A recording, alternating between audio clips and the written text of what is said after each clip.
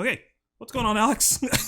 Not much, Joe. Just How you going doing? straight into it. Fair enough. Fair enough. I as much as I want to get away from the intro, welcome to Just About Anything, where we talk about basically just about anything. I wanted to get like an actual graphic or whatnot instead of just that. I also intend on getting like some setup so that we can actually like look stuff up on this. Oh yeah. The intention was that because there was someone there That they could pull up. You could just and basically pull out to the booth and pull it up, Jamie, like the Joe Rogan meme. But for now, that's fine.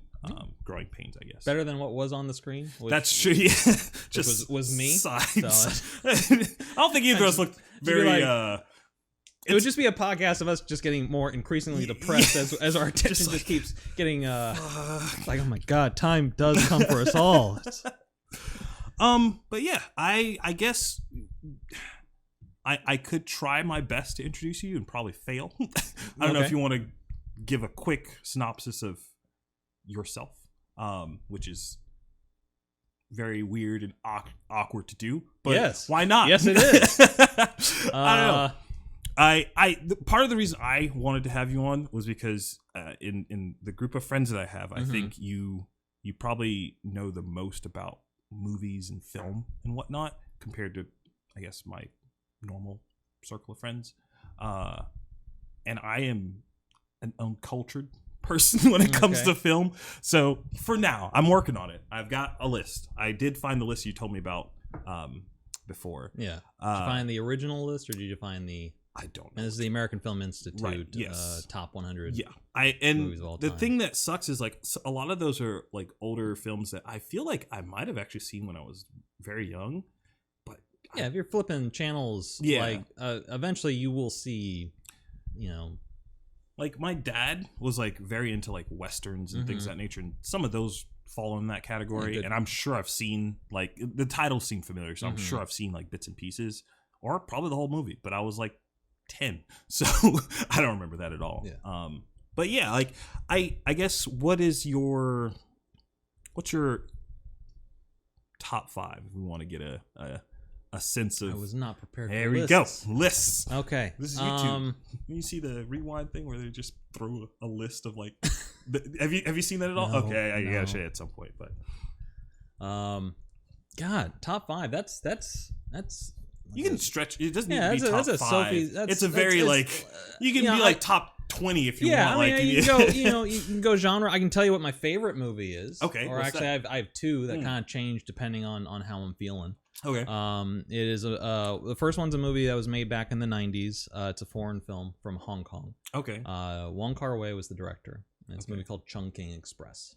I don't think I've ever heard of that one. It is a fantastic movie. It's a love story, 2 separate tales kind of interwoven that are far more connected than you think. Just is it newer? No. This was the 90s. Like I learned about this in film school. Okay. When I took world cinema.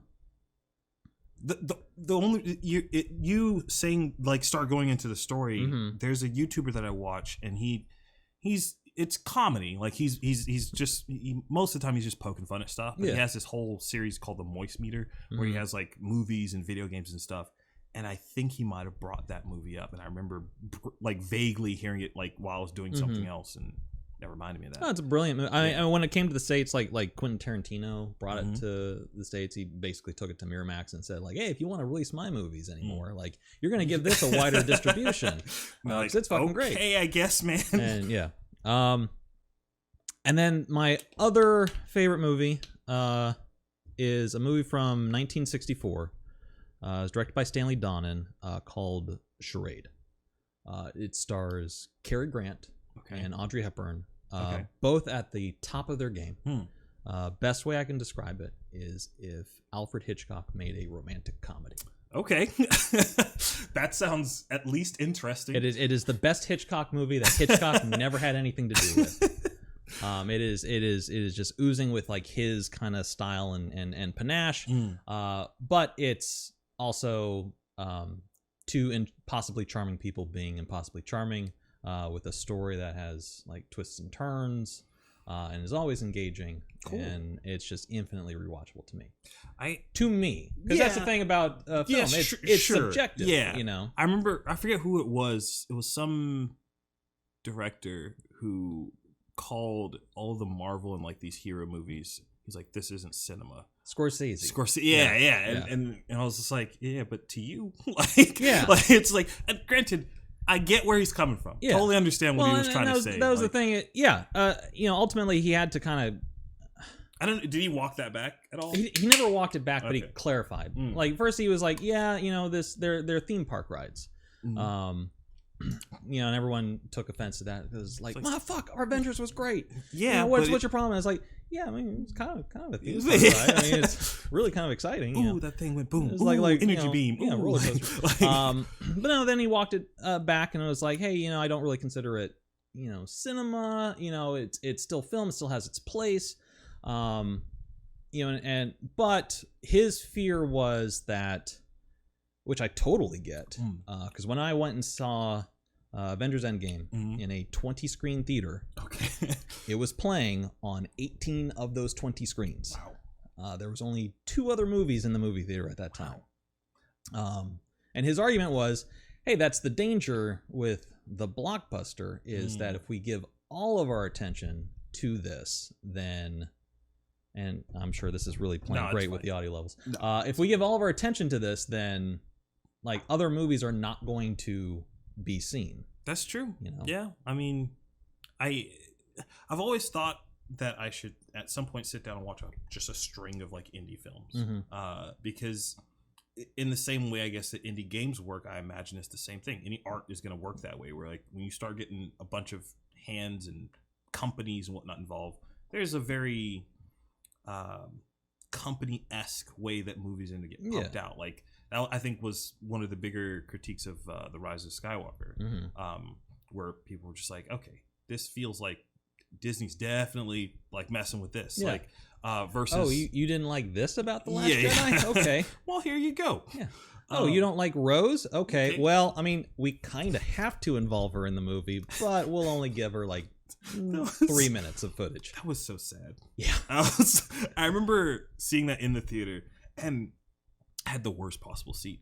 I was like sitting next to some kid and his dad, and like the kid, I'm sure probably that was the second Star Wars movie he's ever seen. And I'm just sitting there in my seat just like brewing. I'm like, what is happening in this film right now? Like it's like, why does that that didn't matter? Why did they cool. Like it was just literally, and then by the time the credits were rolling, I was just like, well, I guess I do need to leave so I don't get stuck in traffic. Like it's none of the movie like was in my head. I'm like, oh, that was such a cool, like, which normally even with like the Marvel movies, that's usually the end result is I leave the movie going like, oh man, I was pissed at the end of Endgame. I was like, you killed the 2 best characters, like fuck you guys, like I hate you now. But later on, it kind of I was just like, yeah, it was probably everybody got the ending that they ultimately deserved in Endgame. What were your thoughts, I guess, on like those films? Are you less or more in the I'm gonna ruin this guy's last name. Scorsese's camp or no? Scorsese. Martin Scorsese. Martin Scorsese, the greatest living filmmakers ever made, ever around. I prefaced this by saying I was uncultured. That is true. I warned you. That is true. But you did give me fair warning. I did. I'm gonna go back to that because real quick because of course Scorsese, said that, but then he walked it back. Do you know the director Francis Ford Coppola? No. Do you know the movie The Godfather? Yes. He directed that. Got it. He doubled down on Scorsese's.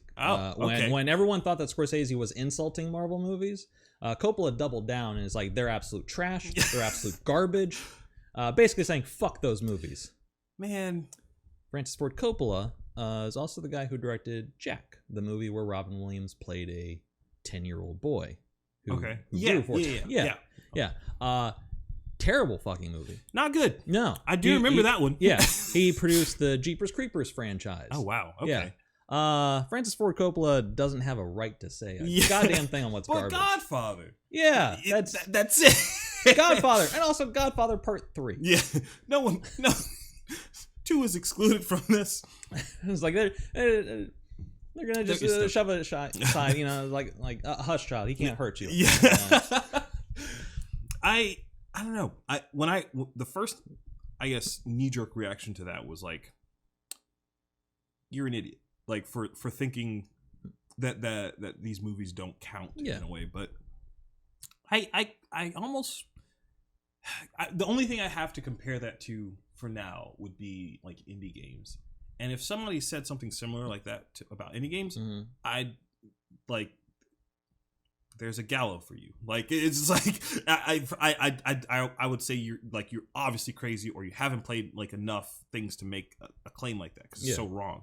So I kind of have to be a little bit sympathetic with him. That being said, I enjoyed most of the Marvel movies. Yeah, I enjoyed parts of all of the current trilogy of Star Wars. Like, so I don't know. I guess.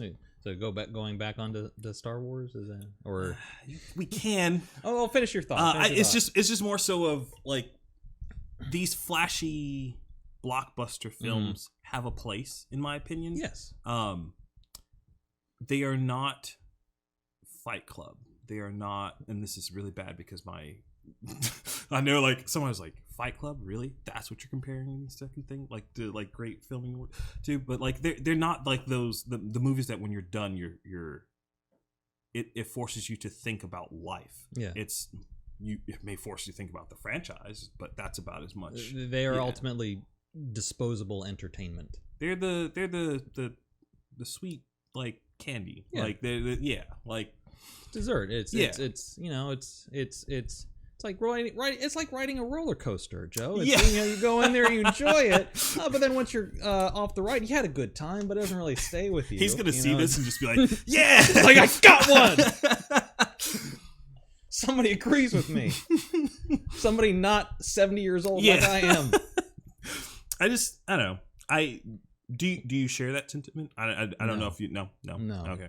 I mean, those Marvel movies have their place because they ultimately get people in to see movies at the movie theater. Yeah. You know, that theater going experience is dying. You know, because, you know, 20 years ago. Actually, no. Let me go back further. I forget it's 2020, and I'm talking about the era of DVDs. Let me go back to the era of VHS. 27 years ago. Jesus. That's crazy too, though. You know, to watch a movie in the theater and watch a movie at home was night and day. You know, and now, I mean, like, how big is your TV? 44? Yeah, you can you know, 42, 55, 70. You can go out and get a 90-inch TV screen now. That's true. And if you sit close enough, that's almost as if you're watching it in a movie theater, you know.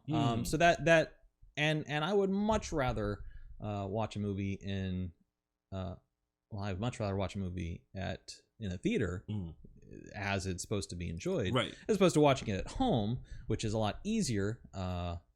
And I don't have an asshole on his phone every 20 minutes. Yeah.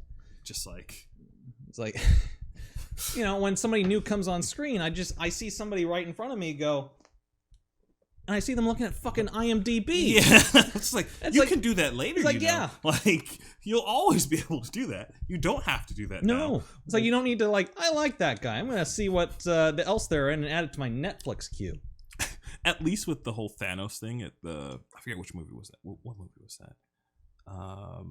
Where they did the Thanos thing at the end. Was that, which one? Where he turns around in the seat, and he's like in space. That's the first Avengers. That's the first Avengers movie. Okay, to challenge them as the court death. Right. It was the Ultron one, right? Not Ultron. No, that was the first Avengers, because it ended with Loki's defeat and the Chitauri commander essentially saying, like, "Oh, we got our ass kicked." Yeah, you know. And then it's the whole notion of, like, you know, to court them is court death, and then Thanos turns around and smiles because they were going with, you know, an allegory in the comics, which is Thanos is in love with death. Yeah, and then later it's just like, and then it was just like, nah, we're gonna do the whole, like, he's an environmentalist now. But like, even that moment, like, I guess if you're into the comics, which I've dabbled, I'm not like I know like the current DC stuff. Mm-hmm. I haven't really kept up with Marvel that much. I should though. I was always a Marvel man growing up. I dabbled in DC, Batman, Superman. That's it. Yeah, you know, but I was always Marvel. Spider-Man, Captain America, Fantastic Four. You know, they've X-Men had such a bad ride in movies. It's so unfortunate because like they have good stories. Like their stories in the comics are actually good because they're very relatable characters. But like, boy, you know, and that should effortlessly translate to the screen because it's it's Marvel's first family. Make a family movie. Yeah, you know, it would be fine. Yeah, like that's your archetype. You know, you could like sprinkle in the superpower stuff. And it doesn't need to be main stage. And that's the same critique I give for like Superman. Have you ever seen Brightburn? No, I know of it though. The James Gunn. Yeah, obviously, like there's a lot of problems with it. Like it's not a great film, but that is the premise I want to see for a Superman film, and I think that it would work. Well, not so much like he's evil, like because we've gotten like that's happened a million times in comics, but it's more so of like they tried to start it off with like this family, and it's very grounded. It's not until like the end of second to third act that things really start like, okay, this kid like, and there's moments where he like sticks his hand into like the lawnmower, and you're like, well, yes, he is Superman, like we get it, but like that's those shots and those scenes are not the like focal points of the story, like leading up until he starts being a dick. But I don't understand why they don't do that. There's a similar thing, I guess, with Star Wars. Like, they seem afraid to do stories that are very nuanced now. Everything's like black and white. I think they're just kind of afraid to do stories. Yeah, like because that's you know because somebody asked me like how did you feel about Rise of Skywalker? And I said as a movie I was entertained as hell. It was bright, flashy, fun, entertaining. As a ending of a trilogy I was disappointed. At the end of a saga I was insulted. Because it was so apparent that they did not go into episodes 7, 8, and 9 with any form of story. Which I guess you can blame like the whole like we're gonna have these different directors and do all these movies. And every time I hear that, I'm like, why would you do that? Yeah, it seems stupid. Well, I mean that's fine too. If you get J.J. Abrams, you get Rian Johnson, and you get Colin Trevorrow into a room. Lock them in there and say like make Star Wars. You know, figure out the plot, and then okay, JJ, you're going to tell these beats in your movie. Ryan, you're going to tell these beats in your movie, and Colin, you're going to tell these beats in your movie. And then you're going to go off and you're going to make a terrible movie called The Book of Henry, and then we're going to fire your ass. I have not seen The Book of Henry at all. It's what is The Book of Henry is basically the plot is it's a precocious, quirky kid. Essentially dies, but leaves his family this book that is essentially prophetic in how they can live a better life now that he's gone. All right. And it is because Colin Trevorrow got the Jurassic World, because that's where he's known from for blockbusters, Jurassic World. He got that gig directing a movie called Safety Not Guaranteed, which was this indie comedy, quirky, about a man who is convinced that he's invented time travel. Okay. And all that stuff. But clearly has not. All right. Spoilers. Yeah. So he wanted to go like back, and he made that movie, and it was so critically panned, and it ended up like at the top of everyone's like worst of lists for the year it came out, that Disney reactionary said, nope, you're not gonna make Star Wars for us anymore. I hate that. Yeah. Because it's like, sure, we're back it. Okay. Yeah.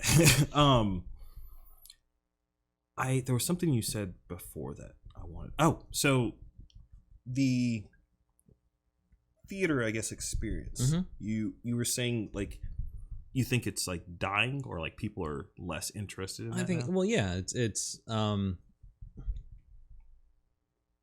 because watching a movie used to be, you have to put on pants. Yeah.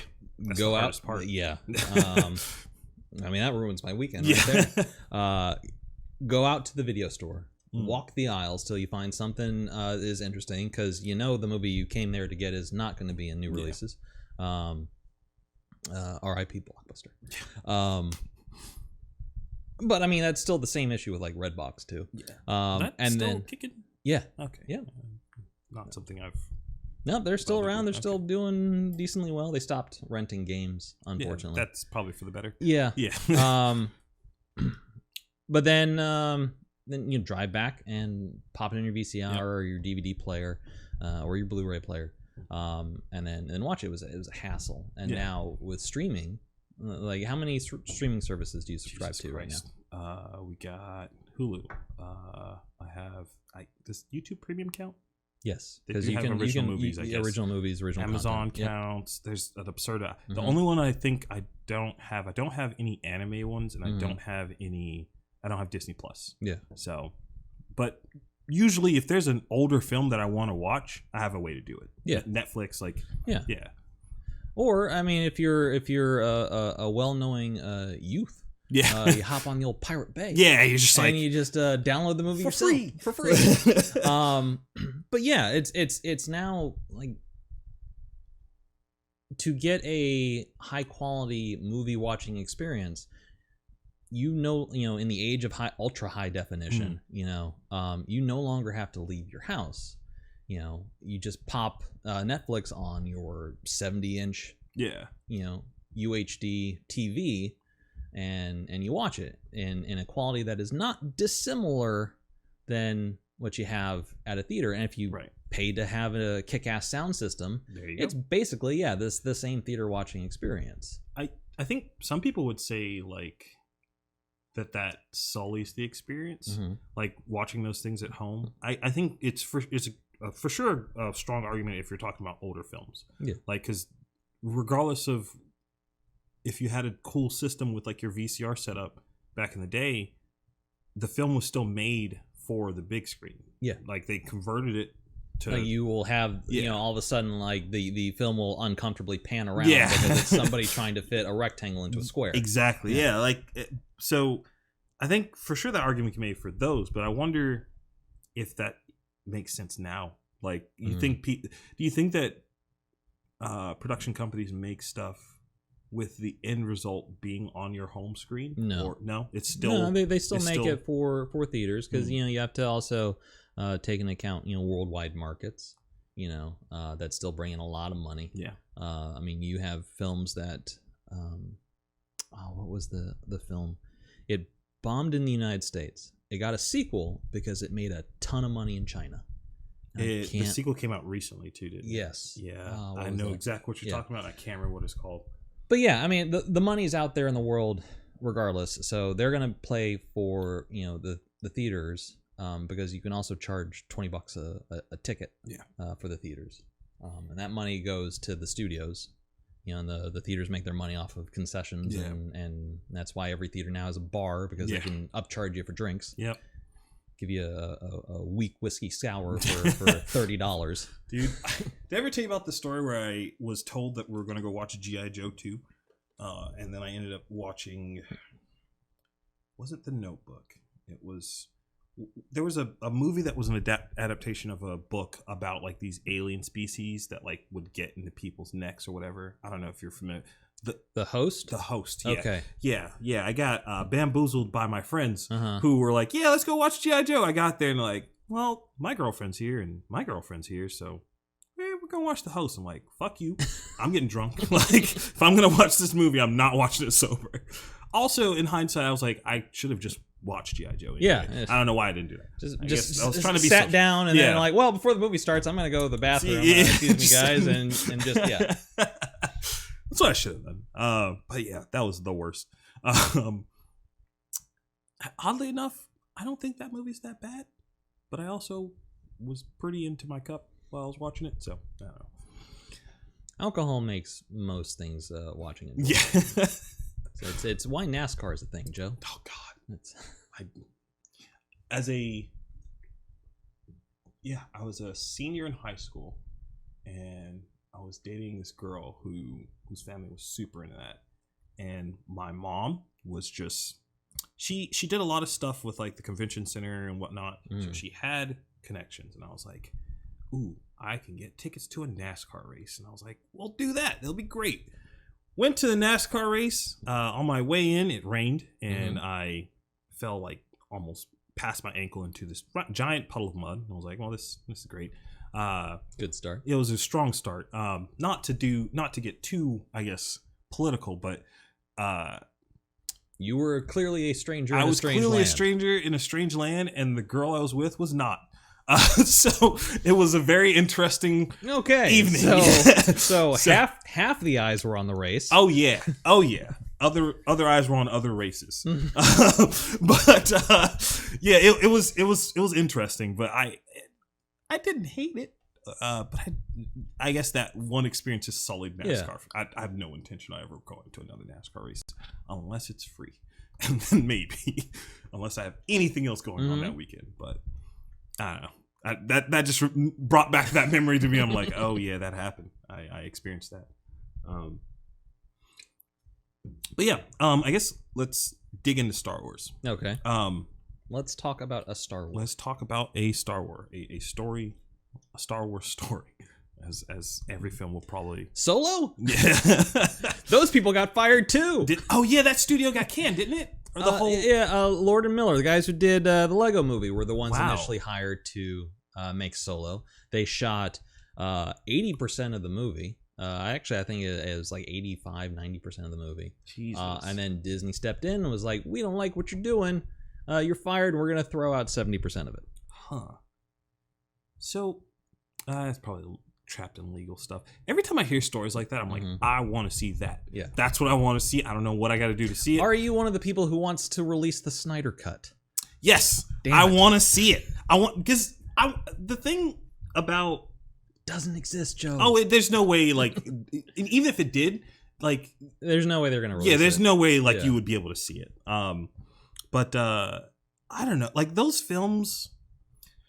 I mean, I get what you're saying. There is something appealing of seeing a filmmaker's original vision. That's why, like, director's cuts, like, I always prefer to see and exist. Because the studio will take a movie and chop it up to appeal to the most mass market, and that is not always for the best. Blade Runner is an example of that. I haven't seen that one yet, though. In general, or the original, or the director's cut, or at all. Neither. Yeah. Well, that is on the AFI's top 100 films of all it time. is. But if you can, seek out the original. Don't watch the original. Just keep it aside. Okay. Watch the final cut, which is actually Ridley Scott's. There's 3 cuts of the movie. Okay. There's the original theatrical cut. Okay. Which is horrendous. I'll tell you why in a bit. Then there's the director's cut. Okay. Which is not actually a director's cut. It's the studio saying, because Ridley Scott directed it. They went to Ridley Scott and was like, well, what would you have done? He's like, well, I would have done this, and I would have done this, and I would have done this. And it's like, great, thanks. Click. And then they did it to the movie and released it as the director's cut. And then he got the movie back, and he did what's called the final cut, which is him in the editing bay. Like, this is the movie that I wanted to make. Is that a common? And it is completely different. Oh, okay. That's good. It's like his vision is a beautiful sci-fi film, if slightly misogynistic, but that is of the time. Basically, an examination on what it means to be human. I like movies like that. I like stories like that. Yeah. I should say too. The original is okay. Well, Harrison Ford plays a detective, and it's kind of film noir. So let's make it like. Let's give him has this really weird voiceover throughout the entire movie where he's literally a disaffected, disinterested Harrison Ford is reading a basically narration of what is supposedly happening on screen and what his characters in a monologue are. They try to make it like Sam Spade in the future. It's like a bad Sin City. Yeah, basically. That movie, I like that movie a lot. I don't think that was on the list though. Which is fair. Yeah. Well, I mean, they also revised the list in 2007. Oh, okay. So you do lose a lot of like the really great movies that have come out in the last 15 years as well. Yeah, man. I struggled with like think of like what is my top X movies, just because I don't watch that many. But I don't know. Blade Runner, I can add that to the list for sure. I've heard enough about the new one that like it's an interesting story. Like I like cyberpunk stuff. Like, it's cool. Like that's a cool genre to me. There's a game that it's probably not coming out, but I'm really upset about. It's not cyberpunk. That's coming out. I was like, it will come out eventually. You'll get the old Star Citizen at least by 2077. Sure. I want them to wait until 2078, like just to do it to people. No, there's a game called The Last Light that was like I don't know how to describe it. It's like a side scroller version of Cyberpunk, basically. Okay. But the dude, I guess the head designer for the game, got caught up in that whole Gamergate thing. And because those things resurfaced, like a bunch of companies were just like, I don't want anything to do with you, man. You're toxic. So the whole game has just been on like this really long time. They announced it back in like 2012. So like, or maybe it wasn't that like maybe 2015. But who knows if that'll actually come out. But yeah, okay, I'll add Blade Runner for sure to that list. But I guess in the I don't know how we ended up getting talking. Director's cut, because we were talking about Solo. Yes. Yeah.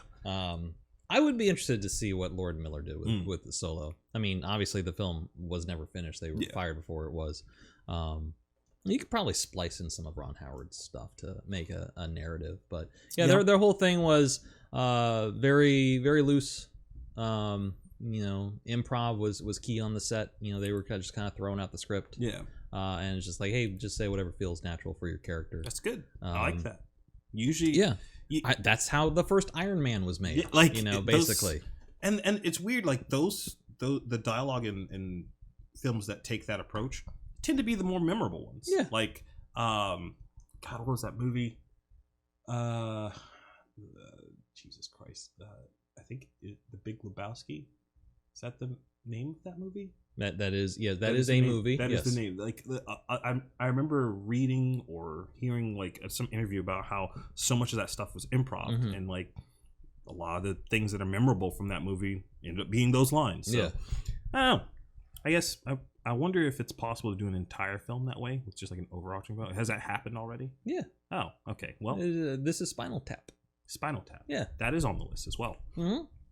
Okay, that's basically improv. They went in with a story, but it's like, okay, we're gonna think of all these funny scenarios, and then roll camera. Cool. All right, now that might elevate that to the top of the list for me.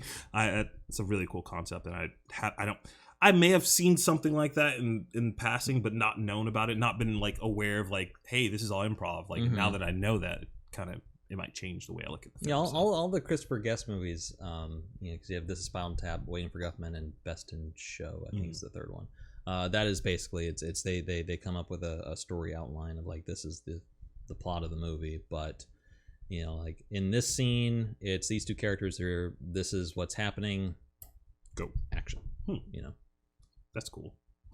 And then he takes the best stuff that they make and he splices it together into a movie. And I imagine it's probably more expensive to make a movie that way because I imagine they'd be doing multiple shots of like everything. So, which I mean, these days it's not, you're not burning film anymore. That's true. So all you're doing is paying the crew, the salary of the crew. Yeah, that's true. And a lot of that stuff is turned into salary. Even like the contract work is like, it's like salary contract work. It's not like there's an hourly rate. I guess some people probably do have that, but not enough to make it to the point that it would be that pricey to do something like that. I have heard horror stories of like stuck up like actors and actresses just being like, yeah, I'm gonna hang out today. I'm like, but we need to shoot. I'm like, no, I'm gonna hang out in my trailer. Like I'm just like, our call time was 9 a.m. It's like, yeah, I'll be there at 4. It's like, what? Which that sounds abysmal to me, but I would not want to be on any set like that. Yeah. The small production stuff I've done, I've been lucky that it's like you never ran into prima donnas. No, or anything like that. It's always just like you're up at 6, you're back in your bed at like 1 the next day, and do it again the next day. But they're fun. They just suck while you're doing it.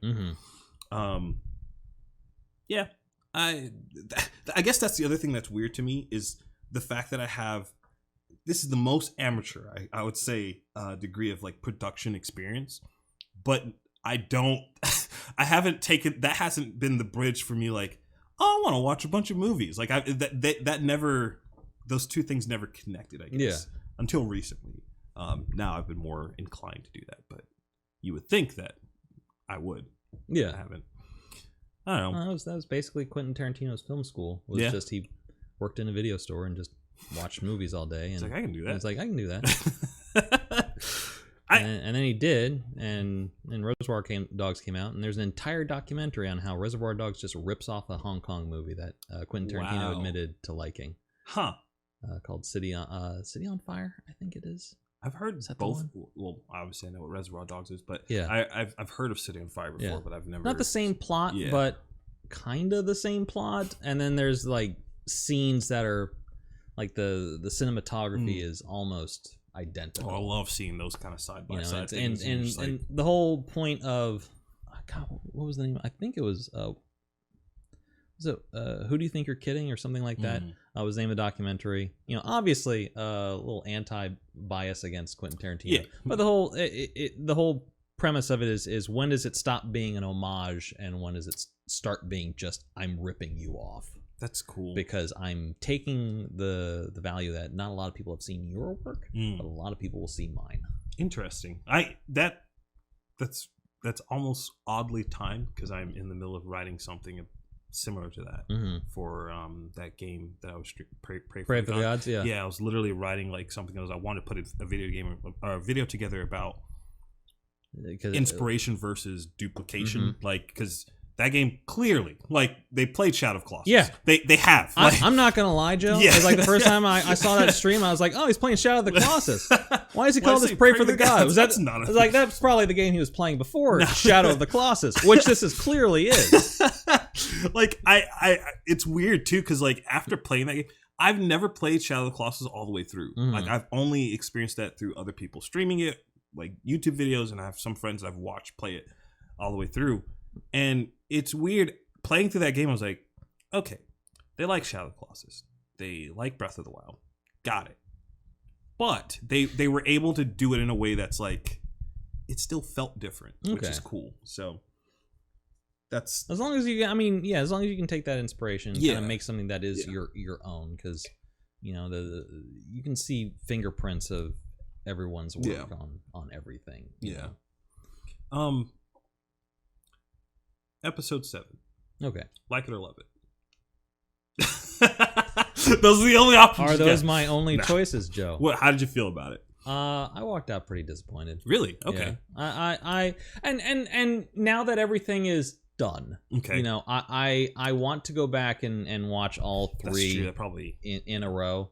You know, to see how badly they do all mesh up, because you know, hate on the prequels all you want.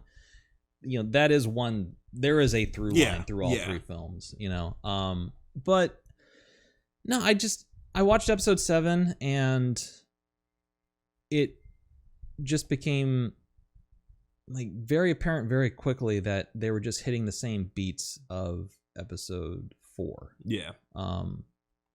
Did you ever see Star Trek Into Darkness? That was the J.J. Abrams. Yeah, it was the sequel to his reboot of Star Trek. I did not watch all the way through, but I have seen like the first half of it, I'd say. Okay. In the second half, he basically just retells Wrath of Khan. But like, look, I'm mixing it up just enough. But hey, it's all these things that you remember from Wrath of Khan, right? You know, cheer for me. Exactly. It's like I'm taking this story that you know and love, and I'm flipping it on its head. Aren't I creative? And because I loved his reboot of Star Trek, I thought like, well, that's a really interesting way to restart that franchise. So I went into Darkness with high hopes, and then, you know, because I also loved the original Star Trek movies, the even numbered ones, and you know, loved Wrath of Khan. And then when I started seeing like all those same beats, just like, but look what I'm doing with them. You know, I was just like, oh, fuck, man, you know, like be original, please. And then that started happening in episode 7 when you're hitting all these same beats that were in episode 4, and it's like you have the chance to take this universe in a completely new direction and be completely fresh with it, and all you're doing is retelling it, which would be okay if the whole point of the series is that everything's happened before and everything's going to happen again. Then you allow yourself that, like, okay, beats repeat. But 1 through 3 didn't have any of that. Yeah. I think, though, I feel like that was their initial point. And then that changed somewhere along the line. Because if the beginning of 8, where Luke just yeets the thing behind his back, like, that to me was like, okay, so you are acknowledging that there's a cycle and you're trying to stop it. Yeah. So, like, when I saw that, it made 7 go, I was like, okay, all right, so that's where they're going with this. That's the story. And then I got really excited because of the Snoke, like, throne room fight scene. I was like, great fight. Oh, here we go. Yeah. This is it. This is the moment where they're going to actually, like, get into a very gray area and the story's actually going to be interesting. And they were just like, nah. I was like, now I'm the Bane bad guy. But why? You just, like, you just had this whole monologue about how, like, kill it all. Like, you want to let the past die. Kill it if you have to. And then you're just like, or I'll just do the same thing everyone else has done. I was like, what's happening? And it's like, and we probably would have gotten that if Rian Johnson was making movie number 9 and as opposed to 8, except some executive came in and was like, hey, we got to make one more of these, so you gotta leave us something. It's like, wait, slow down. So and then I wonder if there's any. Do you think they should stop having multiple? Yes. Yeah, okay, cool. Yeah, I know. Just stop. Just stop. Like, this franchise is no. done. It's Mandalorian has proven that there are still plenty of fantastic stories to tell in that universe, and Disney can tell them as long as no one's paying attention. Because I think they were so focused on episode 9 and getting that made that they weren't paying attention to what Jon Favreau and Dave Filoni were doing with Mandalorian. I still haven't seen that yet. I need to. Oh, you need to. Yeah. It's so good. I was on the train of like, I'll wait till all the episodes out and I'll sit down and watch it. And then all the episodes came out and I was just like, on to the next thing. Yeah. So I was like, well, now all the episodes are out. Get that free 7-day trial. I thought about doing that and just sitting down. Just sit and mainline them all. And then I might do that Friday. Then cancel until season 2 comes out, because there's nothing else on that platform unless you love DuckTales. Like, that's the thing about Disney Plus to me, and I'm just like, nostalgia is usually wasted on me. That's whatever way my brain's wired. Like, there's some things I'm like, oh man, that sure was cool, but I don't immediately go, I'd love to relive that. I'm like, no, it was cool then. I'm very hesitant with nostalgia and going back to things that I enjoyed when I was a child, because it does not. It'll ruin it. Like, every single time it'll ruin it. So I try not to hop on that train every single time. There's some stuff that works. Disney Plus definitely doesn't have anything on it right now that I'm like, I'd keep paying X amount of dollars to have this available to me whenever I'd want. But maybe that'll change. I don't know what else they can throw in there that would, like, entice me to be like, yeah, I'm gonna keep this subscription. Yeah, I mean, they have the they need to build up their original content. Well, they keep moving stuff off. Like, so apparently, like, they still vault things. Yes. And they bring it back for a limited time. And I'm just like, but we're paying for this thing. Yeah, for first 2 weeks they unvaulted everything. Yeah, and they're just like, and we'll it's take like, that back. Hey, you didn't get there? Well, too bad. Sucks to be you.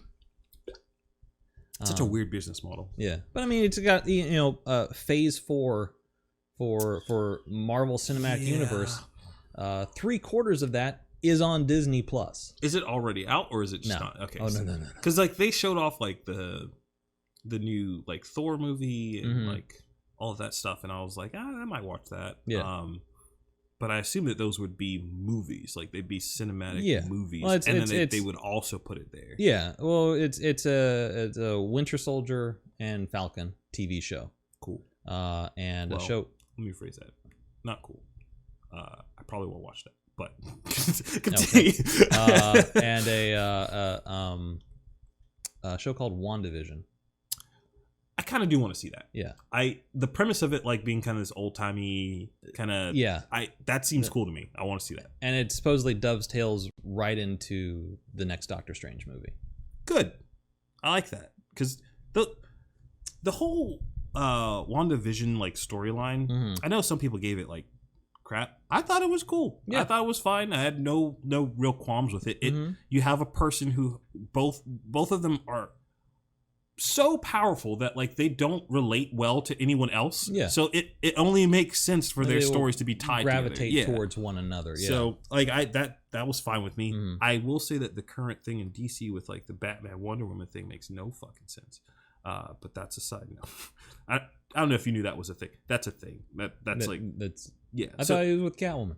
Nope. Well, in all the Batman stuff, he's with Catwoman, and all the Justice League stuff, he's with Wonder Woman. Okay. And then in the new so we're still in nobody's talking to one another. Nobody talks to like the best thing is like so they this is a recent thing, and then when they did the whole revamp New 52 thing for DC, it was Superman and Wonder Woman. Yeah, that was the thing. Which and you completely restarted your continuity. Yep. Sure, fine, go for it. But then immediately got canned to go like, hey, let's go back to what we've been doing this entire time. I'm like. Side the tangent, but yeah, I don't know. I think I'm of the people with episode 7 that like I thought it was. I think my opinions changed over it as I've digested on 9. Yeah, like because I give 7 and 8 a little bit more. Leeway or a little bit more leniency. Yeah, a little bit more leniency on there because I think that those two movies tried to be together, and 9 was just like, we don't care. Let's just wrap it up. Like let's do the thing. 7 was so beholden to the past. 8 was so beholden to the future. Yeah, and then they realized, oh shit, we only are doing this for 3 movies. Yeah, wrap it up, guys. Gotta wrap it up. They should have just done a 4th movie.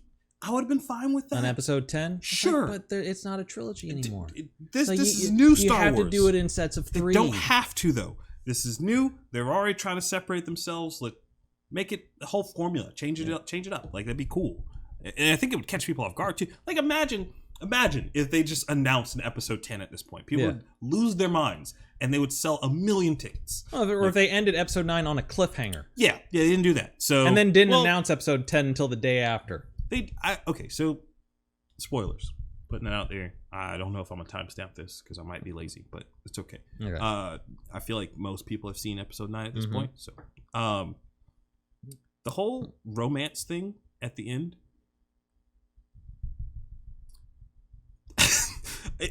I remember sitting there watching, and I was like, "Oh!" And then he's going to bring her back, and then she's going to bring him back, and then I was like, "This is going to be kiss." Yeah, and except. Is she forgetting that this man killed millions of people? So like, no, that makes sense, right? I was like, what? It's like, okay, she's making out with Space Hitler too. Yeah. But she saw him with no shirt. Oh, that's Alex. true. That's all it takes. I was like, Adam Driver was pretty ripped. Yeah. I do love all the wide boy memes that popped out from that. But man, there are so many things in that movie that were just like, but why? Yeah. Like. I don't want to sit here and rag on Star Wars for 2 hours, but like that's what most people on the internet are doing these days, Joe. Yeah, I guess. Why not us? Why not just hop on? Did you like 8, 9, like that whole arc, or you just what arc? I thought that's what we've been talking about. True. There's no arc, but like, well, no, it's like I said, it's so frustrating because like they clearly didn't talk about and episode 9 is. I think one of the problems with episode 9 is it's so condensed. Like that movie needs room to breathe, and I think it would go down with fans a lot more. Like I don't know how long is the movie? Like 2.5 hours? I think so, something around there. Like it's rumored that J.J. Abrams turned in a 3-hour cut, which I am intently keen on seeing. Do the Harry Potter thing. Yeah, extended edition. Three parts. Make the last one 2 parts. Yeah, they could have done episode 9 part 1, episode 9 part 2. I've taken that. It's like, cool, you're completely cheating the system, Yeah. but sure, why not do episode 9 part 3? Let's just keep going. But yeah, it seemed like, episode 9 was so reactionary to episode 8 of like, okay, I made episode 7. This was the story I thought we should tell with this franchise. Then someone else comes in and says no, and takes the story wildly off on another direction. And then J.J. Abrams spends 3/4 of the movie forcing the story back to where he wanted to tell it.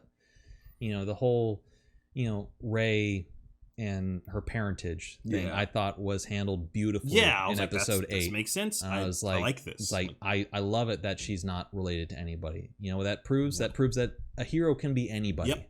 You don't have to be associated with anybody. And that's emphasized at the end with the broom kid who pulls the broom to him with the force. Never to be seen again. Never to be seen again. And then episode 9, it's like, well, yeah, your parents were nobody. Though. I mean, that's a very loose definition of the word nobody.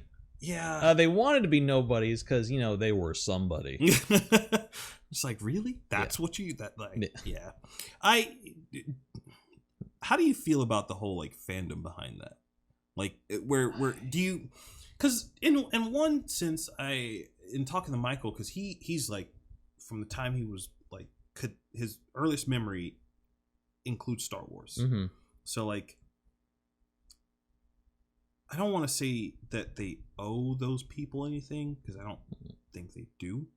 They owe those people nothing. Yeah, but George Lucas owes you nothing. Yeah, like it's George Lucas's story to tell. You don't like it, make your own stories. Yeah, do your own thing. This was the story. Yes, the prequel trilogies were extremely misguided because George Lucas lost his ability to direct a human being and instead gained the ability to make things really pretty behind those human beings. And also lost the ability to write convincing dialogue. He needed other people to take another couple passes. Yeah, like that's why Revenge of the Sith is regarded as the better one, because Carrie Fisher went back and was like, okay, we're gonna throw out all this dialogue and we're just gonna write it. Like, I know what you're trying to say. Let me take a pass at this. I fall into the camp of people that are like worried about fandoms raging at things, and then because people want to make money, they end up like bending to that will. Episode 9 is kind of an example of that. That's fine. He's going to work. Hey. Episode 9 is kind of an example of that. It's people, it's always the smallest subset that have the loudest voices online. People didn't like Rose. Yep. Okay, let's cut down Rose's time, exponentially. Oh, well, shit, people hated that we did that. Okay, we'll make up some bullshit excuse that we put her with Leia, and we just couldn't get the technology right. Jesus Christ. Even though they basically already admitted that every piece of footage with Carrie Fisher they had is on the screen. So even that, doesn't work. Yeah. They it's like, let's fan service. Let's throw the Emperor back in there. Spoilers. Yeah. Well, fuck it. He's on the poster. He's he's there. He's in the movie. He was in the trailer. Yeah, that is true. So that is true. The Death Star. Hey, everybody remembers the Death Star. Man, I get it. I understand them wanting to bring those viewers back. Mm-hmm. But I would have been totally fine with them just literally giving them the middle finger and just like, we're just writing our story. Just make the story that you set out to make. Don't be reactionary. The people who will like it will like it. The people who don't, fuck it. You don't need them. You don't need to cater to them. You don't need to cater to screaming man children on the internet. Because eventually that's all who you're making your stuff for. Yeah. And I would like to hope that there's far more not like them than there are. So that's just a way to doom your art. Yeah. Is by catering to a very specific subset. These are not the guardians of the franchise. you want to make somebody happy, make George Lucas happy. Sure. You know, that's, where, yeah. He's like, yeah, that's pretty good. Not what I would have done with it, but hey, cool. It's a great take on it, guys. Good job. Instead, he's just like, that was a thing. Yeah. Not how I would have done it. Yep, but I'm going to go over here now. I'm going to go grab the cigar. Yeah. I'm going to light this cigar with my with a bundle of 100s. Yeah. I'm a billionaire now. Yeah. Thanks. Oh man, But that's why he sold LucasArts to Disney. Lucasfilms was his life's work, and eventually he just got tired of dealing with toxic fandom. Yeah, who blamed him for everything when he was the guy who made everything that they loved. Yeah, I worry about that sometimes because like I've never had like anything as remotely close to as big as like Star Wars. Mm-hmm. But there was a point in time where with my old channel where it wasn't, even that channel wasn't big, but it was big enough to like I would go to a convention Mm-hmm. and people would recognize either me or some of the other guys that helped me with it. And that's weird, but I can only imagine like having those people be like, yeah, watch your stuff, fuck you. Like it's just like, what? Hey, like, are you Joe? Yeah, it's like, what? Well, don't watch it. Yeah. Like, why would you? I was like, watch something else. Yeah, I don't know, man. Are you intending on watching the new Star Wars film, or has 9 ruined that for you? Whatever they do next? Yeah. Yes. Yeah. Because it's not going to be beholden to anything. It's the good thing with Episode 9 is that they have kind of closed the book. The good thing about Solo bombing, it made a shit ton of money, but not, Episode 7 or 8 money. So, if they thought that was going to happen, they're idiots. Yeah, especially a movie. Everyone knows how troubled this production is. Yeah. If it's just okay, you got to win. Yeah, you did it. But yeah, that bombing. They're not doing Star Wars stories anymore. Or if they do them, they're going to be like Kenobi on Disney Plus. That's what I forget her name. The girl that Lando's talking to at the end of 9. I thought that was going to end up being a Star Wars story movie. No, that's just what is that? What was that? I assumed that's what that was, or did they just not? Well, so like okay, spoilers again. Funny thing about that. Okay. I watched that scene at the end with Lando. I will say that is why I will hold some place in my heart for Episode 9. Okay. Is it gave us back Billy D. Williams as Lando Calrissian. The implication in that scene, and the screenwriters confirmed this, is that I think Jaina, Jaina or something. Jaina. Yeah. I'll just call her Jaina. Yeah, she's Jaina. Was supposed to be Lando's daughter. Okay. Like the whole thing of like, I never knew my father, and it was that whole moment was supposed to play as, Lando taking her under her wing as a paternal figure, but how it played to me, I started laughing in the theater. I did too. Because how Billy D. Williams responds to her is almost as if he's saying, "Daddy issues." Yeah, perfect. I can work with that. Yeah, and it's like he's gonna be fucking her in 2 hours' time once this whole party dies down. He's gonna die. Like right. I did. That was the thing. I was like love story or what is this? Like, what are you trying to say here?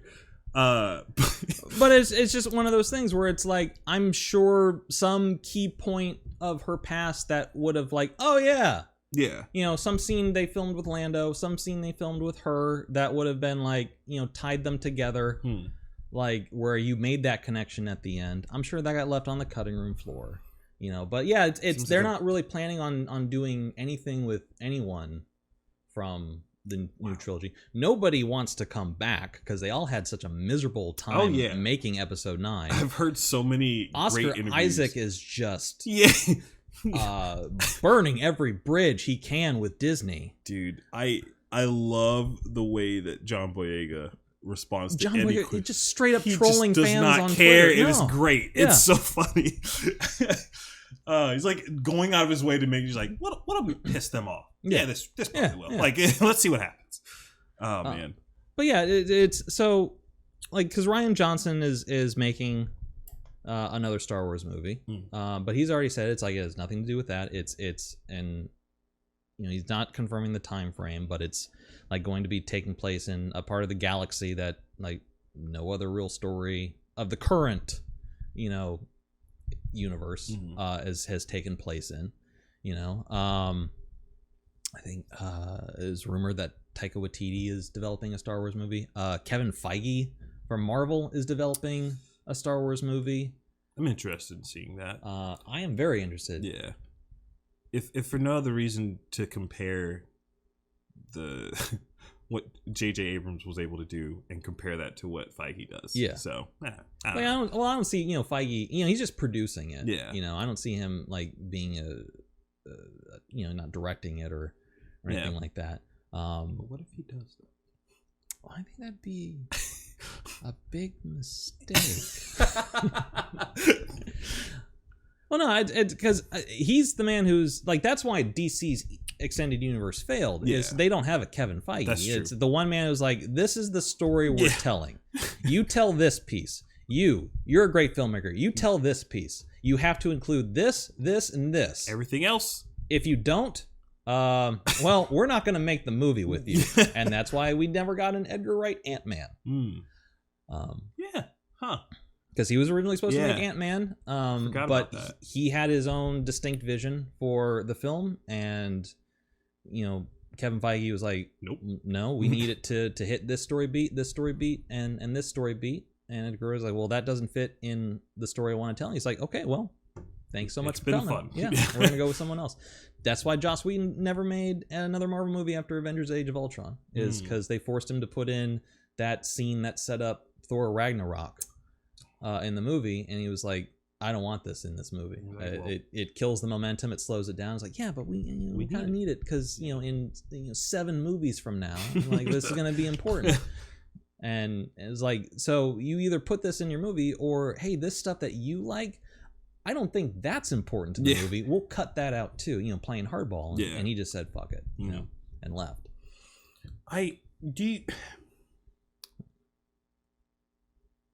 I honestly feel like you mentioned the DC films. I feel like they got a bad rap. Not because of like people. They didn't do a great job with them. No. I'll put that there. But I also don't think. I think the reason they didn't do a good job with them is because they were trying to chase the Marvel kind of thing, and they went to their team-up movie way too quickly. Yeah, they should have just kept pumping out like this individual movies, which now they don't even really have the appeal to do them anymore, which sucks. Like, I don't think they could get away with doing like.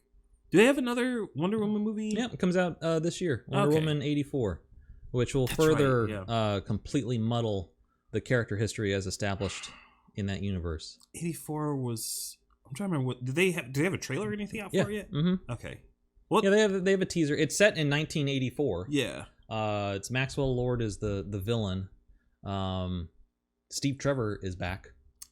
Okay. Somehow. All right. But I guess that's the trailer puts this off as like, this is also going to be the Miz. Don't worry, we're going to explain this, guys. But hey, Chris Pine is here for you to look at, ladies. And then but the problem is that it's Wonder Woman being a hero in 1984, and you look at the character history in Batman v Superman, where it's like, okay, after World War I, she did nothing. Yeah. And now you're saying like, oh, except in the 80s, she came out of retirement to do another thing. I like that story arc though of her kind of like, oh yeah, probably should help these people. Like, instead of just being very not pet. I don't know if passive. Passive, I guess is the right word. Yeah, I know what you're saying. I was trying to whatever. It was a bad word for what I was trying to say. But they're I wonder if they'll ever give me the story that I want with Superman. I don't think where he is Superman. Well, not just Superman. Like I genuinely care more about Clark Kent than Superman. Yeah, and I think that those movies would go over well with people who aren't comic fans. But I also think that those movies are too risky to make, so no one's gonna make them. Yeah. So well, who knows? I mean, they are developing a new Superman movie. Yeah, with a brand new Superman. Isn't Cavill's not doing it anymore? Cavill still is ready and willing to go. He's like, if they just gotta, as long as I'm not contractually obligated to have a mustache, like I'm good to go. I'll put on the tights. I'll be Superman again. It's being developed by J.J. Abrams, so who knows about that? But I mean, I want to see. There's a million stories you can tell with Superman. Man of Steel's failure was it tried to tell the story of Batman through the story of Superman. Yep. And it's like, and that's like the one good thing about Justice League. And there's not many more after one good thing about Justice League. Is the end when he comes back as Superman and he's happy. He's reveling in his powers. He's making jokes. Yeah. He is, the man of tomorrow. That's Superman was always supposed to be the man we're all supposed to strive to be. Yeah. And I think the problem with the modern interpretation of Superman in movies is that they just make him human. Yeah. Or maybe at least too human. Yeah, I like to see. Yeah, I like to see that. There's humanity. Yeah. And the character should have humanity. Yeah. But he should, like, his adversity. He should rise. He should always rise above it. But it seems like, Man of Steel. Certainly, Batman v Superman. He's wallowing in it. Yeah. Yeah. Yeah. That's fair. Yeah. That's very accurate. Every time they do any scene of him and his adopted dad, I'm just like, okay, we got it. Like, you didn't need this scene at all. Yeah. Like, you could have just gone past that. But the animated series Superman is the one that I always hold like that is the Superman. Yeah. Like that, the way that character is written, that's it's perfect. But they just can't quite seem to get, even from like the older Superman films, like they just can't quite like nail it. Christopher Reeve came close. Yeah, it's just that everything else about the movie failed him. Still shit. Which, I mean, if you watched it in the 70s, the tagline of that movie is "You will believe a man can fly." And because it's, nothing else was, you never saw any wires, so I guess technically, sure. He did it. Yeah, he did it. He flew. Now you watch it and it's like, he's just lying on a plastic board across from a screen going like that. It's, but that interpretation of the character was I think the closest, and then they did Superman Returns, which was just so beholden to the original Richard Donner movie that it's, again, you had Brandon, I think Routh is how you pronounce his last name, who looked just like Christopher Reeve. And is a decent actor. He's gotten a lot better on Legends of Tomorrow. I don't know if you ever watched that. I have not.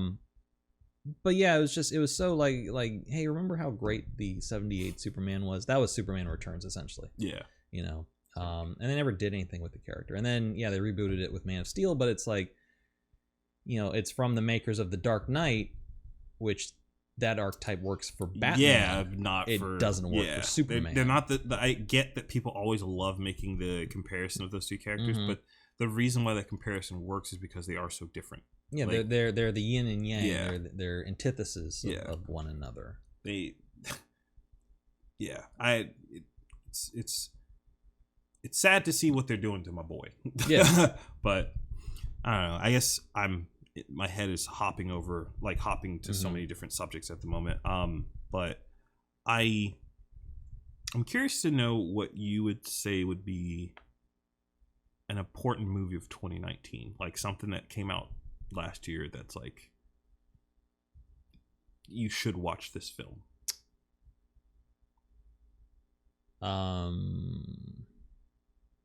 You're asking me to remember what the hell came out. That's this true. past year. That is true. I don't. Hang on, I brought a list.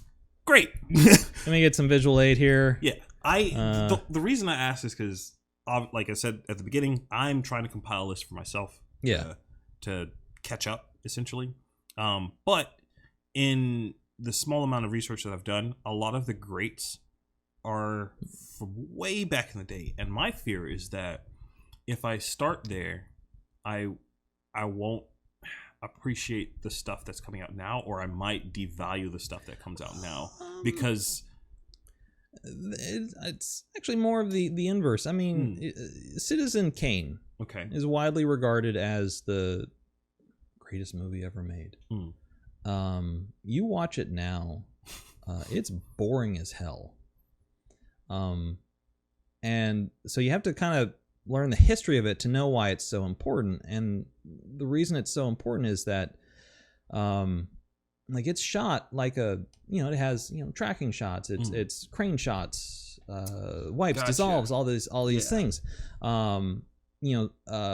Story structure, flashbacks, the reason it's so important is that nobody did any of that. Like, Orson Welles was literally the first person to do a crane shot. And that was because he was like, I want to go from up here to down here. So I'm going to put a camera on a platform, put it on attach a rope from high up on the ceiling to just above my actor's head, and have a bunch of guys pull this platform back and then slowly lower it into my actor's face. And hope to God they don't let go of the rope. Wow. Spoiler alert. And one take, they did. No one was harmed. That's good. But yeah, and that's why that's considered, a lot of these films that are considered like, the great, films, you have to take them into context within the time period in which they were made, I guess... That's the thing I feel like will be lost on me too, is if I'm sitting down watching something like Citizen Kane on my laptop or my computer, like, without that kind of context, I'm not gonna, like, the movie story beats may, like, hit, and I'd be like, I can go, okay, well, this is a coherent movie, but like, I'm not gonna appreciate it for what it was back then. I mean, and you might still get enjoyment out of it, knowing that now I probably will, but I wonder how many movies on my list that I'm going to be missing that context for. So I don't know, that's why part of me wants to instead start recent and start working backwards, right? But I don't know.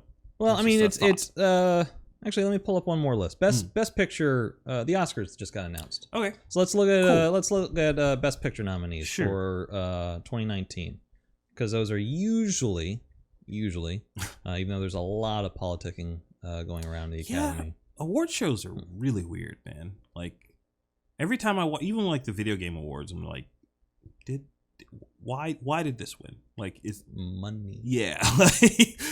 Or there's there was a YouTube like creator awards thing, and I found out that apparently it's just like, who showed up, like who's there to get the award, because they will call people like, hey, we got an award for you, you want to get it, and they're like, no, I'm not. And it's like, I won't be in town. Like, cool, hey, we got an award for you. I was like, you won this award, will you be there presenting? I was like, oh, that's great. No, can I send somebody else?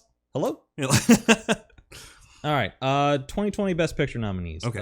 Ford v Ferrari. No idea what that is. That is it's a car movie. Okay. The Irishman. I do know what that is. Did not see it though. Okay. Directed by Martin Scorsese. So if you want a Scorsese under your belt, okay, I'll try it. We'll start there. Jojo Rabbit. What? That is Jojo Rabbit's movie, written and directed by Taika Waititi. Okay. It is an adaptation of a book that is very different from the book, but it is a boy who living in World War II Germany. Okay. Who aspires to be a Nazi. Oh yeah, that's the name of that movie. Yeah. Has Hitler as imaginary friend, and discovers that his mom is hiding a Jewish girl in their house. Wow. Okay. All right. Yeah, I want to watch that now. I saw like the trailers for it, and I was just kind of, the first time I saw the trailer, I was like, "What is this?" The second time I saw the trailer, I was like, "Is this a comedy? Like what's happening here?" Yeah. But then it reminded me of Inglourious Bastards, and I was just like, "Well, I like that movie, so let's give this a shot." And I never ended up watching it, but now I kind of want to now. Yeah, that's on my list of. I have not seen any of these. Okay. This year, because I don't really, because of the same reason. It's I don't like going to the movie theater anymore. Yeah. Joker. I haven't seen that either. I have not seen it. I don't really have any interest in seeing it. I know that's gonna a lot of reading going on. Turn the ire of a lot of angry young men towards me by saying I have no interest in seeing the Joker movie. That movie had so much like controversy around it. It wasn't that wasn't what deterred me from watching it. It was the theater experience, I guess. Basically, I was just like, this seems like a bad movie to watch in theaters. Yeah, I'd much rather wait to watch this at home. And I don't know if it's come out on Blu-ray already. It just came out. It just okay. Yeah. So on Blu-ray, okay, perfect. Yeah, I think actually this past week it just came out. That's a purchase for your boy. I'll buy that at some point. Little Women. No idea what that is. It's an adaptation of a book that I am struggling to remember who the author is. Little Women is one of those books that you might have been required to read. It does sound familiar. Growing up. A lot of book reports were written on Little Women, and I'm sure a lot of people will watch this movie instead of reading the book. Marriage Story. That is the one with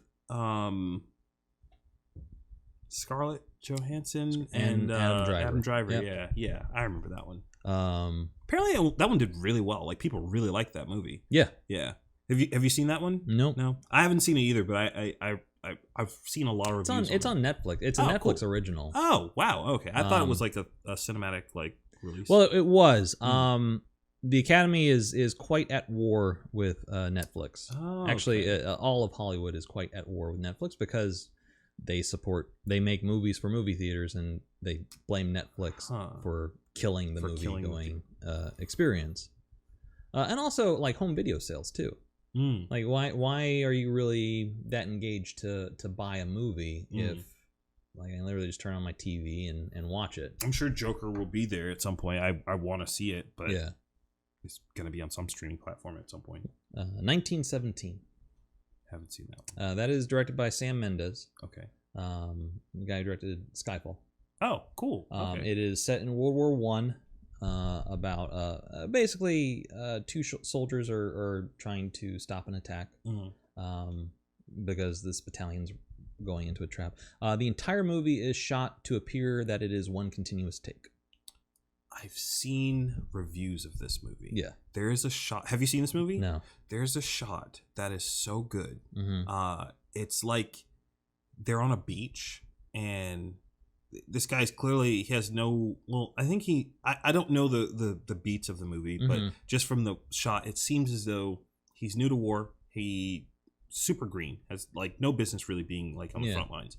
And you can see the I guess shells and like the bullets of the planes that are flying over that have dropped like all these bombs and whatnot. And it's him on the ground, just kind of like with his holding his helmet, but the shot has the background kind of blurred out, but you're just seeing like sand, and all it gets the impact, right, and it's coming up to him. I was like, this is so beautifully shot. Holy crap! I remember that movie. There's that scene, and there's one where he's going down into like a ship, and like I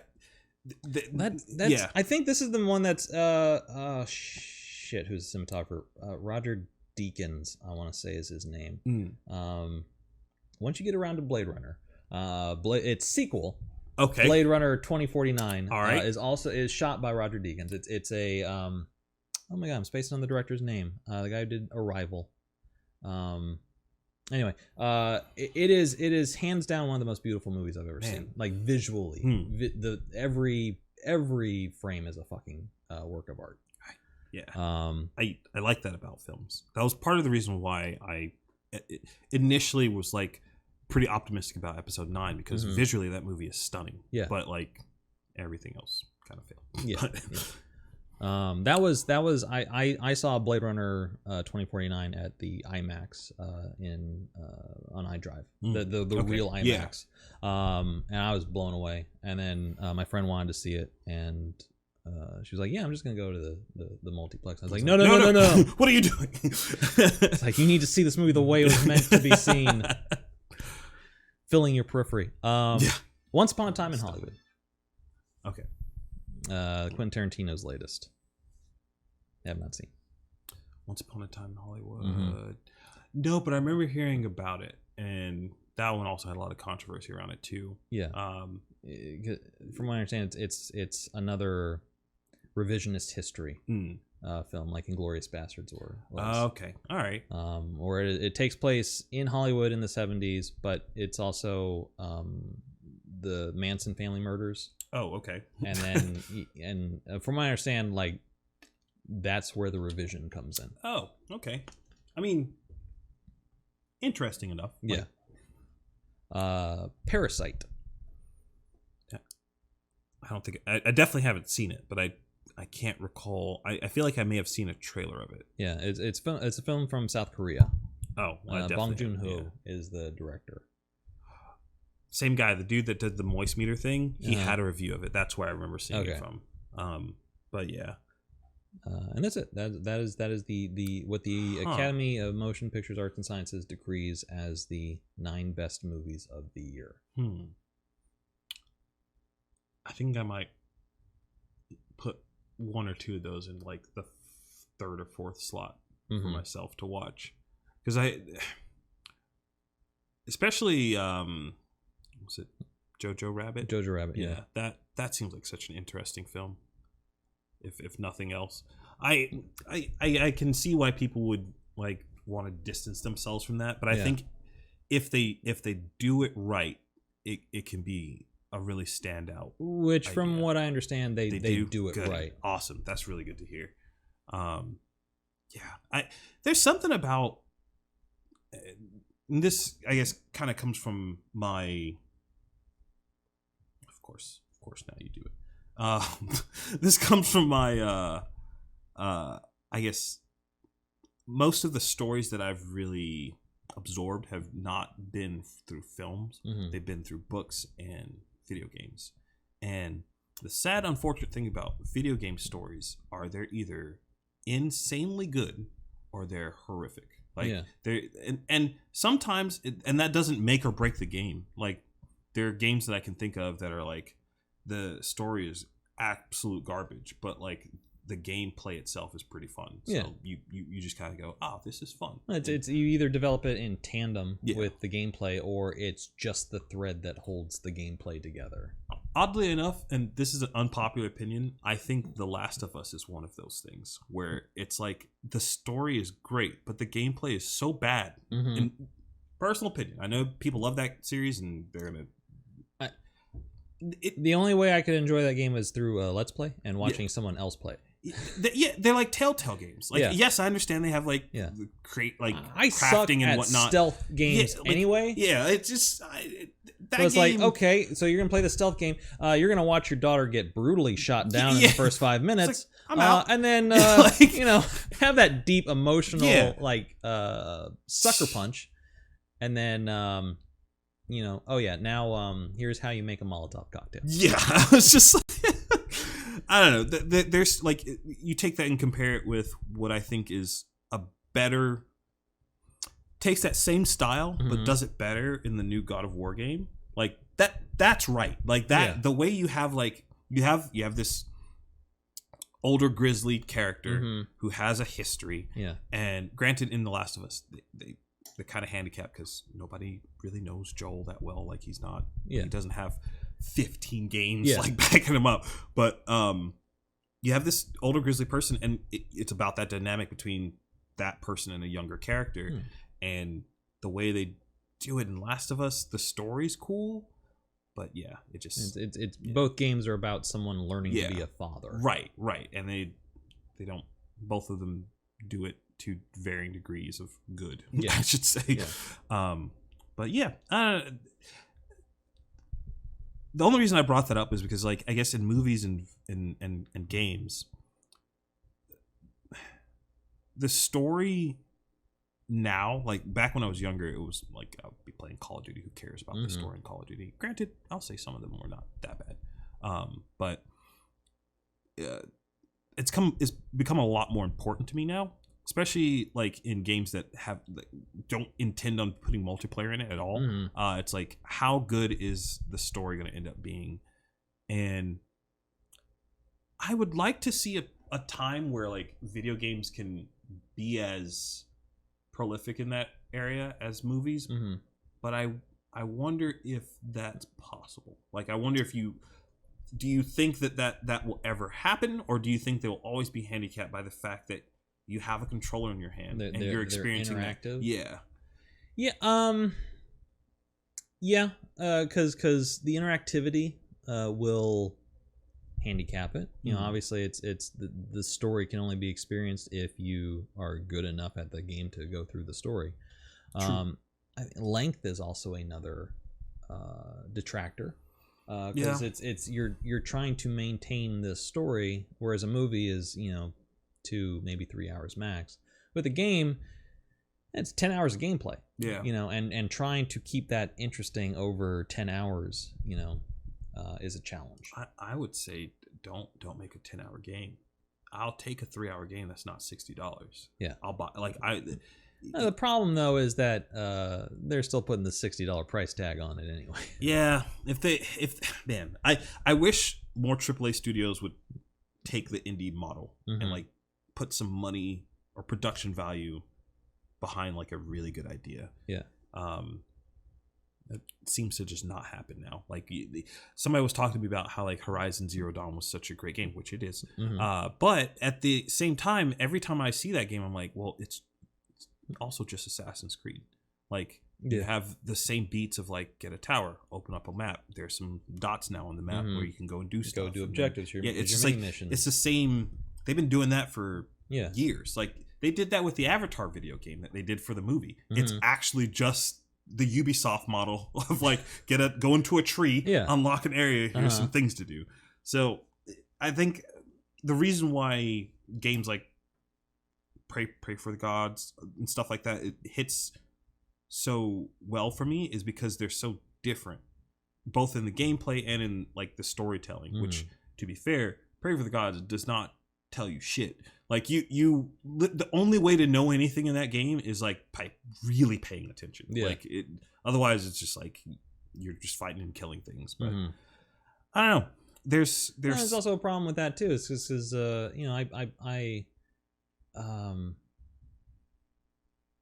you go into a game and the story is only told by like the terminals that you go and look at. It's like if I just ran past it, shooting, it's like I wouldn't know what the hell's going on. Oh boy. I still haven't sent you that video. I don't know if so. Talking about Fallout 76 at this point. There's I've told you about it. It wasn't directly I know, but Fallout 76. But now that you say it, that's entirely what it is. There's a channel called the Internet Historian, who he did like a whole like saga of like, here's all the things that went wrong with 76's launch, and he does it in a very funny way, but I wonder if somebody who is a fan of it would also see it as funny, or if they would just be like 5 minutes into the video like fuck this guy, fuck you, this game's great. But I guess most of it was more around like other production stuff. Like he talks about like the exploits and all that stuff it's too. Buggy as hell. It's I am not I've fallen through the world multiple times. I've worked for a good hour on my base, and all of a sudden it disappears. And it's like, well, I thought I had a wall here. Jesus. And then if I load back into the game, which is actually a feature of the game, and somebody's camp is like a mile within the radius of mine, my camp doesn't spawn. Oh, cool. And it's just like, it'll have it next time you log in. I was like, okay, cool. What about log out, log back in? And it's back? Like yeah, because you go into another server, and then your base is there. But it's like, great, now I've had to wait through 10 minutes of loading screens to get back in. And yeah, I've had it where, the quest giver or the objective is now within a mountain that I have no way to get to. So I have to find a server hop until I can get to one where he's spawned just outside the mountain. Wow. But I still had a good time with it. Yeah, the thing is, like, even all these like bugs and glitches and stuff, that's not the kind of stuff that would deter me from playing a game, though. Like, as long as there's a solution to doing it, which in this case would just be loading and loading back out. Like, I'll play through a game. The things that I found the funniest about 76 were like the duffel bag thing and like the rum. Like, those are beautiful moments in history that are so funny to me. Just like, yeah, you thought that would work? Like, you thought you could just do that and not say anything and nobody would blink an eye? Like, I don't know. It also makes me a little sad because I would say I've grown up playing like Bethesda games. Whenever like my brother had an N-Gage and we played the Elder Scrolls Skeleton Key. Like that's like we played the Elder Scrolls games, and I wonder if 76 might make it harder for those games to be made or less of them. Like Bethesda seems to like be fine, but yeah. Well, I don't think so because you have 76's problem is that engine which they have never changed from since Oblivion just isn't made for that type of game, and they tried to duct tape it together to make it work. Any other like single player, like they do another Elder Scrolls with that engine, they do another single player Fallout with that engine, whatever their sci-fi game that's coming out, like whatever, Starfall, something like that. Yeah, that's made with that engine. I'm sure it'll be fine. Yeah, you know, it'll be a little buggy at launch, but that's what day one patches are for. Yeah, great. 48 gig day one patches. It's like you thought you could just pop in the disc and play. No, you have to wait 3 hours. I will say though that it is nice to have like these digital platforms where like I can just say I would like to buy this game. I will buy this game. I'll preload this game. Yep. And at 12:01 I will play this game. Like when there's no day one patch. I did that for there was some new game that came out that it was the Star Wars game, the Fallen Order, where I was just like, ooh, this seems cool. I will purchase my Origin Premium Pass and I will download this game and wait. Yeah, so, but yeah. Have you ever played a game, whether it's of recent or old, that you would put it on par with some of the best movie stories, or have that? And Joe, you know me. You know the answer I would give. Oh no! Well, besides Mass Effect, yes. God, there was or Dragon Age. Dragon Age is really good. Dragon Age is really good. I actually finished Inquisition like last year. Yeah, like Inquisition was really good. Yeah. It was a great bounce back from Dragon Age 2. Yeah, you know what? I like Dragon Age 2. It was fine. I thought it was great. I liked the combat. I paid $5 for it, and damn it, I got my money's worth out of it. I did not feel like a cent was wasted. Yeah. Everybody was like, I don't like the combat. I'm like, but this is fun. This is like a hack and slash kind of thing. They're like, that's not Dragon Age. I'm like, well, it is now. Yeah, like, what if it is? Like, I don't know.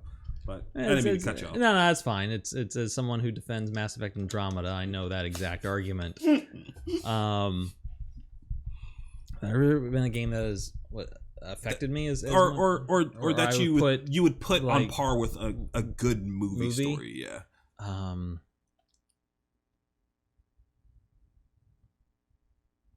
As I'm asking you this question, I don't know if there's one.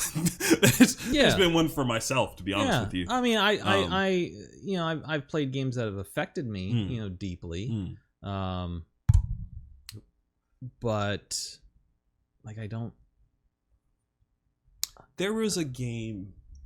I don't know if I put it on par with a movie, but the story was compelling enough for me to finish it in the course of like 3 days, which is rare for me. Usually, I am the guy that will like play it for this amount of time, not play it for forever, go back and finish it, and like or play a little bit more. But it was called Remember Me. It was a Capcom game, if I remember correctly, and it did the Batman. It had that Batman style like combo thing that before Batman, like the Arkham games came out. But the thing that was super cool about it, the premise was there were people that could repo memories. Basically, it was almost had like that Demolition Man. Is that one? No, it's not Demolition Man. What is that movie? Bruce Willis. He goes on a vacation to Mars. It's not Bruce Willis. It's not Bruce Willis? That's Arnold Schwarzenegger. You think of Total Recall. I am thinking of Total Recall. Yeah. That is correct. I don't know why I was thinking of Bruce Willis. But yeah, it basically took that idea and then expanded on that. And it gets to the point where it's like, well, are you your memories? Are you like, or are you your conscience? And if that's the case, then like, can you... She was like basically like a detective. It's like I don't remember who the actor was that they used to model the character, but she would go into people's memories to find out crimes and stuff, and part of it was like playing back memories and like trying to piece it back together to the way that things actually happen. And you try stuff, and then later on the memory would be like, there's a disconnect because that thing didn't make sense. You have to go rewind, and you literally had like this rewind feature, and you'd like have to spin your joystick backwards to go back. You're like, okay, well, what if he actually did this? And then you do it, and you're like, okay, well, that makes sense. And now that ends up there, and it's like has this whole what's that, the machine called, where there's just all these different contraptions that come together. A Rube Goldberg machine. Yeah, Rube Goldberg machine kind of effect. And after I was done with that game, I was just kind of like, huh, this is really cool. I think the ending of Shadow of Colossus is too one of those moments where you're just going like, yep, this is art. If you ever thought that this wasn't, for whatever reason, this is 100% art, and like games can make people feel things. But I don't think I'd ever put anything on the same par as like the way I felt after I watched Shawshank Redemption or something like that. Yeah. Like it's that.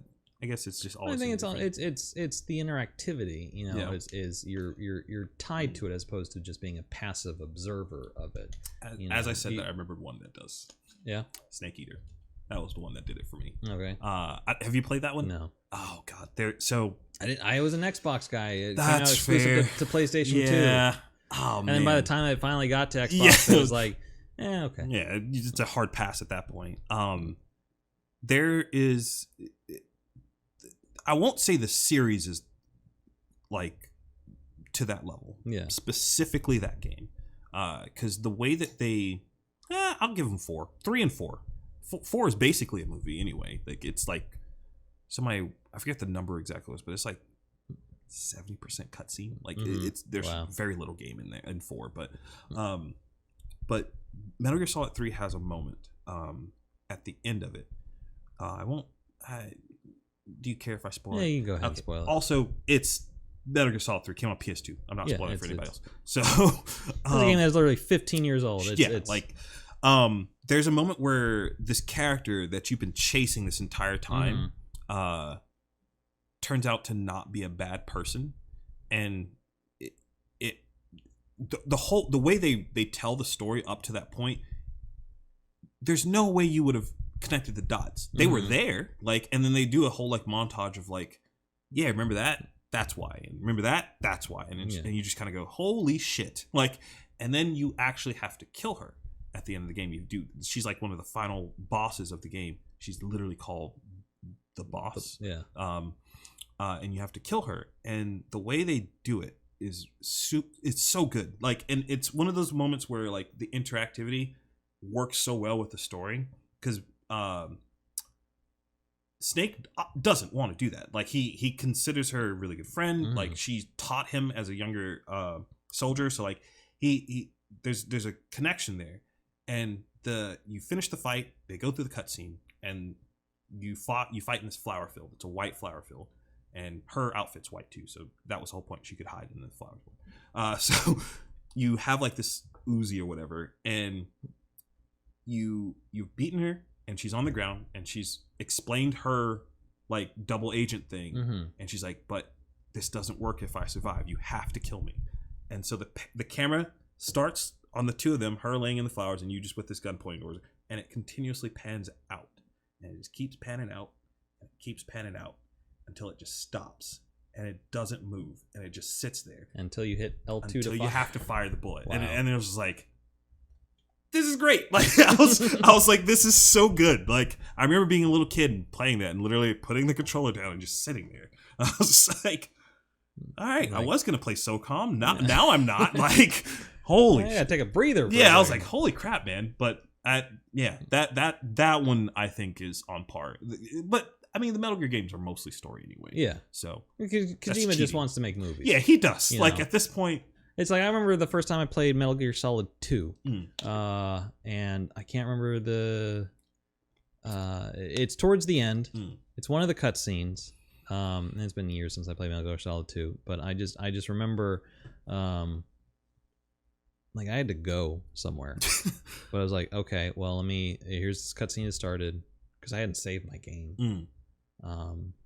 So I didn't know I was hitting a cutscene, or I didn't know I was hitting an important story beat. So I was like, okay, I'll just watch this cutscene and I'll go. And it was a 30-minute fucking cutscene.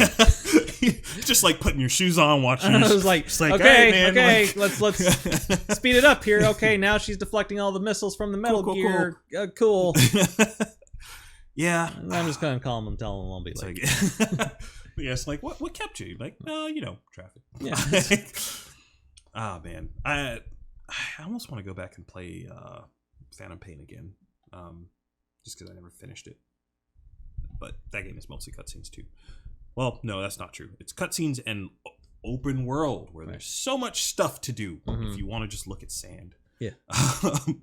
But yeah, my hope is that one day they get there, but maybe they never will. I mean, it's as technology evolves, graphics get better. We approach leaving the uncanny valley, like we probably will. Yeah. But it's also that when you do that interactive element right, where you are an actual active player in the story, not just passively controlling. Yeah. That can affect you because it's your finger on the trigger. In that instance. So I'm sure. I fall firmly on the games are art. Yeah. Line. Yeah. I think people who don't view games as art are still thinking of games as Pac-Man. Yeah. I mean, sure. If you want to if that's your only reference, it's like Pac-Man and maybe Mario, I guess. Like, I can see how you would think that, but I would implore you to expand your library of games. I don't know how much time you have. I that is something I have been trying to monitor too, because I did the one episode that was like 5 hours long, and I was like, well, this is going to be 2 episodes now. And then subsequently they've been sticking around like the 2.5 hour mark, which I'd like to cut it down to a little bit more. I guess somehow I always end up talking about video games at the end of it, but was there anything remotely close, or it'll be fine. Was there anything close or something similar to that, like in Mass Effect at all, like a moment? I mean, it or was it took just its encompassing? It's the encompassing thing. It's BioWare, when they do it right. It's character focused role playing. So you're actively deciding how you interact with other characters. It gives you load of backstory on these characters through your conversations, and you develop these real relationships, and you as the proxy character actually develop attachments to these characters.